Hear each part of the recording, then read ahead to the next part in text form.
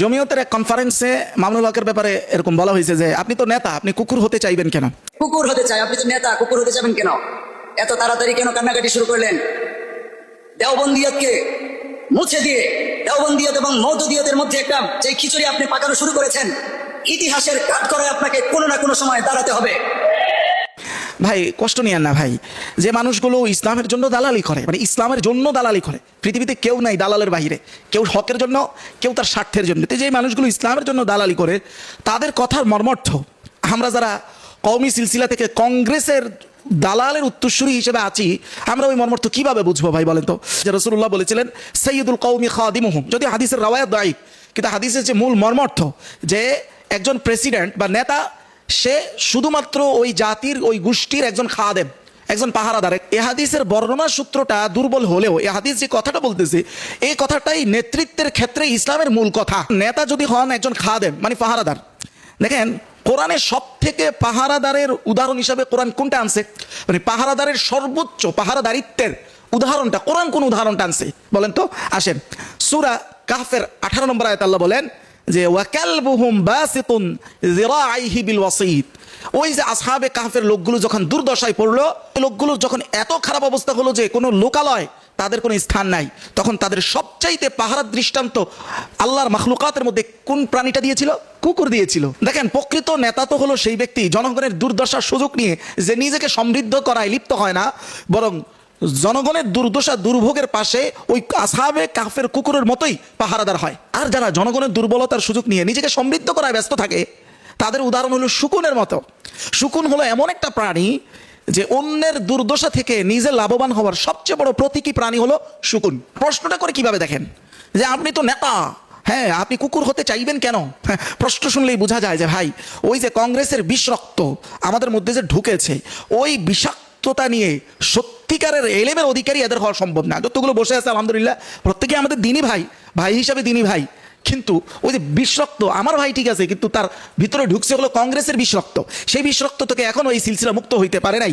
আপনি দেখেন তাসবিহ, কারোর সাথে কারো সাদৃশ্য করে, আপনাকে বলা হলো আপনি সিংহের মতো, মানে কি আপনি সিংহ? কাউকে বলে তুই গাধার মতো, মানে কি সে পুরোপুরি ওই গাধা প্রাণীটা হয়ে গেছে? সাদৃশ্যতা দেয়া এটার একাডেমিক ব্যাখ্যা কি? কারোর সাথে কারো সাদৃশ্য করার অর্থ কি? ক্বালা ইবনু রাশিক, ইমাম ইবনে রাশিক এটার একটা সংজ্ঞা দিয়েছেন, আরো অনেক অ্যাভেলেবল সংজ্ঞা আছে, আমি একটা সংজ্ঞা দিচ্ছি যেটা ইবনে রাশিক দিয়েছেন। এই সংজ্ঞাটা এরকম যে উনি বলেন আত-তাশবীহু সিফাতুশ শাই বিমা কারাবাহু ওয়া শাকালাহু মিন জিহাতিন ওয়াহিদাতিন আও মিন জিহাত কাসীরা লা মিন জামিই জিহাতিহি।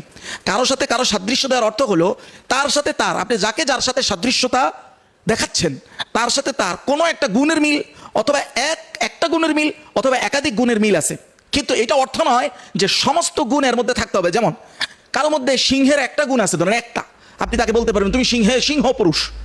এর অর্থ এই না যে সিংহের সমস্ত গুণাবলী তার মধ্যে থাকতে হবে, সে আপাতমস্তক সিংহ হয়ে যাবে, এটা তো অর্থ না।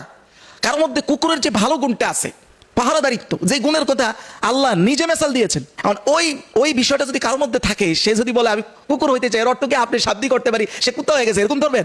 ব্যাককল মনে হয়, আমার কাছে কি মনে হয় বলেন তো ভাই? মামুনুল হক সাহেব মওদুদি এবং কওমিকে মিশ্রিত করে ফেলেছেন। আসলে আমরা আসি মিশ্রিত, শুধু দালালরা আমাদের মাঝে পার্থক্যটা করে। সাইদ আহমদ পালনপুরীর মতো ব্যক্তি, যিনি তার সময়কালের দেওবন্দের সর্বোচ্চ শিখরে ছিলেন, সদরুল মুদাররিসিন, তিনি স্পষ্ট তিনি রুজু করেছেন, অর্থাৎ তার আগের সিদ্ধান্ত ছুঁড়ে ফেলে দিয়ে তিনি ফেরত এসেছেন। কোন কথার উপরে?